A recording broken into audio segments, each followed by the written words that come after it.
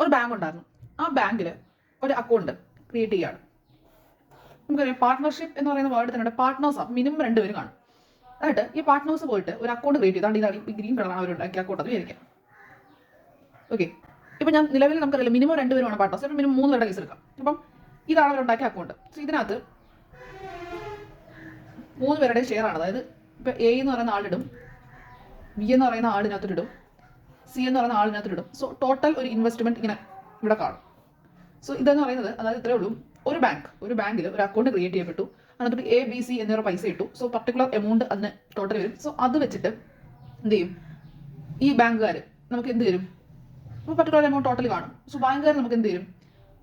അവസാനം പ്രോഫിറ്റ് തരും. ഇത് ബാങ്കായിട്ട് ചിന്തിക്കുന്നത് ഇത് പകരം സ്റ്റോക്സ് മാർക്കറ്റ് പോലുള്ള ഒരു ബാങ്കായിട്ട് ചിന്തിക്കാം. ഇനി ഇപ്പോൾ ഒന്നുമില്ല, ഇവർക്ക് അവസാനം എന്തായാലും ഈ ഒരു എമൗണ്ടിൽ അല്ലെങ്കിൽ ഇവരെല്ലാവരും ഇട്ട ടോട്ടൽ എമൗണ്ട് അല്ലെങ്കിൽ ഒന്നുമില്ല എമൗണ്ടിന് ഇങ്ങനെ എത്ര ചിന്തിക്കുക, എമൗണ്ടിന് എന്ത് ചെയ്യുക? ഉറപ്പായിട്ടും ഇവർക്ക് പ്രോഫിറ്റ് കിട്ടും. സോ ഞാൻ പറയാം പ്രോഫിറ്റ് എന്താണെന്ന്. പ്രോഫിറ്റ് എന്ന് പറയുന്നത് ഇൻവെസ്റ്റ്മെന്റിന്റെ ടൈമാണ്. അതായത് ഇവർ പ്രത്യേക സമയത്തേക്ക് ഇൻവെസ്റ്റ്മെന്റ് നടത്തി കഴിഞ്ഞാൽ അവർക്ക് ഉറപ്പായിട്ടും പ്രോഫിറ്റ് കിട്ടും. സോ പ്രോഫിറ്റ് കിട്ടിക്കഴിഞ്ഞാൽ ഇവരെ നമുക്ക് ഈ 3 ആയിട്ട് വീതിക്കണം. ഓക്കെ, അതാണ് നമ്മുടെ പരിപാടി. അപ്പോൾ നമുക്ക് എന്ത് പ്രോഫിറ്റ് വീതിച്ചു കൊടുക്കാം.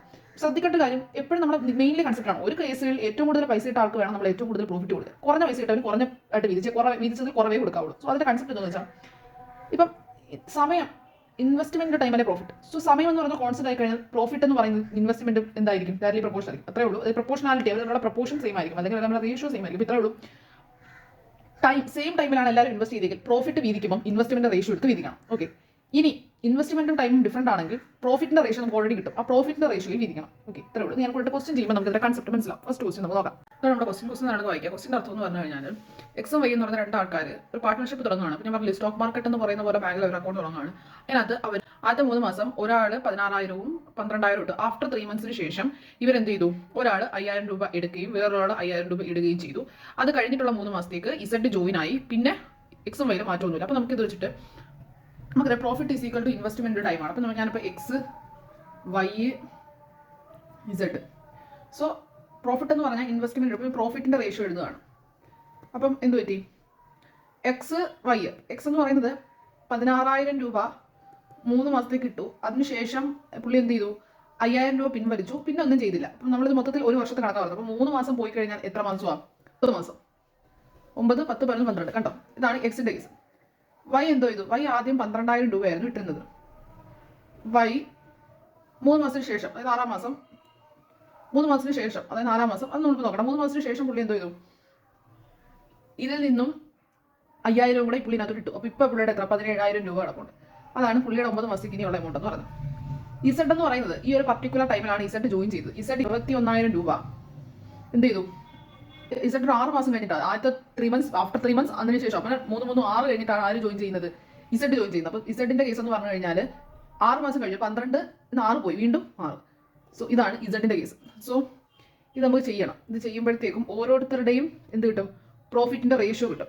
അപ്പോൾ ഇതിന് എല്ലാത്തിനും നമുക്ക് 3 കോമൺ എടുത്ത് വെട്ടാം. അങ്ങനെ നമുക്ക് വെട്ടിയൊക്കെ ചെയ്യാം. പക്ഷേ ഡയറക്റ്റ്ലി എഴുതാണ്. നമ്മൾ ചെയ്യുമ്പോൾ നമുക്ക് 7:9:6 എന്ന് കിട്ടും. ഇതാണ് പ്രോഫിറ്റ് റേഷ്യോ. ഈ റേഷ്യോയിൽ വേണം പ്രോഫിറ്റ് വീതിക്കാൻ. പ്രോഫിറ്റ് 21 പറയാലോ. ടോട്ടൽ എത്ര രൂപ? 22 രൂപ. അതായത് 9 + 7 + 6 ടോട്ടൽ 22 രൂപ ആയിരുന്നെങ്കിൽ 22 യൂണിറ്റ് എന്ന് പറയുന്നത് എത്രയാണ്? 22 യൂണിറ്റ് ആണ് ഈ തന്നിരിക്കുന്നത് 24,400. സോ അവിടുന്ന് 1 യൂണിറ്റ് എന്തോ കിട്ടും? 1,200 എന്ന് കിട്ടും. സോ ഷെയർ ഓഫ് എക്സ് എന്തുമായിരിക്കും? ഷെയർ ഓഫ് എക്സ് എന്ന് പറയുന്നത് 7 × 1,200. അപ്പോൾ ഷെയർ ഓഫ് വൈ എന്തുമായിരിക്കും? 9 × 1,200. ഇസഡ് അങ്ങനെ നമുക്ക് കണ്ടുപിടിക്കാം.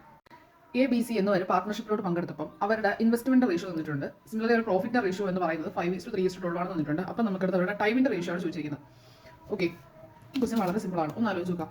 നമ്മുടെ ഇൻവെസ്റ്റ്മെന്റ് റേഷ്യോ നമുക്ക് തന്നിട്ടുണ്ട്, പ്രോഫിറ്റിന്റെ റേഷ്യോ നമുക്ക് തന്നിട്ടുണ്ട്. നമുക്ക് ചോദിച്ചിരിക്കുന്നത് റേഷ്യോ തന്നെയാണ്. സോ ഓക്കെ, നമുക്കൊന്ന് എഴുതുവാണെങ്കിൽ എ ബി സി എന്ന് പറയുന്ന 3 പേരുണ്ട്. അവരുടെ ഇൻവെസ്റ്റ്മെന്റിന്റെ റേഷ്യോ എന്ന് പറയുന്നത് 5:6:8 ആണ്.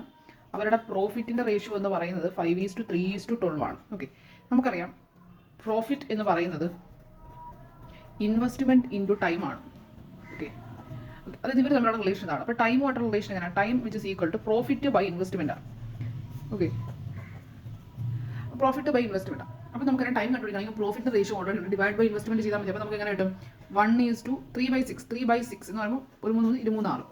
ദെൻ നമുക്ക് 12/8 എന്ന് വരും. 2 1 4 4 8. ഓക്കെ, 1 4 4 3 12. സോ 3/2 എന്ന് വരും. 2നെ എടുത്ത് LCM എന്ന് പറയുന്നത് 2,2 LCM എത്ര 2 ചെയ്തൂടെ ഇപ്പോൾ 2 വരും. സോ 2 കൂടെ അതിന് മൾട്ടിപ്ലൈ 2:1:3 എന്ന് വരും നമ്മുടെ റേഷ്യോ.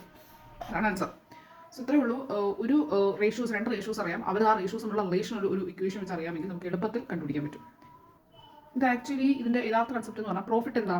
പ്രോഫിറ്റ് എന്ന് പറഞ്ഞാൽ ഇൻവെസ്റ്റ്മെന്റ്. ഇപ്പോൾ ഇൻവെസ്റ്റ്മെന്റ് ആദ്യത്തെ എത്ര 5x അല്ലേ, ഇൻറ്റു അയാൾ ചെയ്ത ടൈം T1 എന്ന് എടുക്കുക. രണ്ടാമത്തെ ആളുടെ ഇൻവെസ്റ്റ്മെന്റ് എത്ര 6x ആണ്, അത് അയാൾ ചെയ്ത സമയം T2 ആണെന്ന് എടുക്കുക. അപ്പോൾ തേർഡ് ആളുടെ എത്ര ആയിരിക്കും 8x ആണ് കേട്ടോ. 8, 6, 5 അത്ര സമയം കിട്ടും, ആൾ T3 സമയം കിട്ടും. സോ ഇതിനെടുക്കുന്നതാണെങ്കിൽ ഇത് ആണ് എന്താന്ന് പറയുന്നത് which is equal to 5y വരും കേട്ടോ. 5y അതായത് ഈ ഒരു പ്രോഫിറ്റ് എല്ലാം ഞാൻ വൈയും, ഈ പ്രോഫിറ്റ് എല്ലാം എക്സ് കൊടുക്കണം. ഇത് 5y വരും. സോ 5y/5x എന്ന് വരും, അതായത് x/y. ഇവിടെ T2 എന്ന് പറയുന്നത് എന്തോ വരും, ഈ പ്രോഫിറ്റ് ഇത് പ്രോഫിറ്റ് അല്ല, ഈ പ്രോഫിറ്റ് എത്ര? ഈ പ്രോഫിറ്റ് 3y ആണ്. സോ 3y/6x എന്ന് വരും. അതായത് ഇവിടെ എഴുതുവാണെങ്കിൽ എത്ര വരും 12y/8x എന്ന് വരും. ഇവിടെ 3ന്റെ റേഷ്യോ ആകുമ്പോൾ y/x മൊത്തത്തിലും പോകും. 5/5 1, 1/2 പറഞ്ഞല്ലോ 3/2.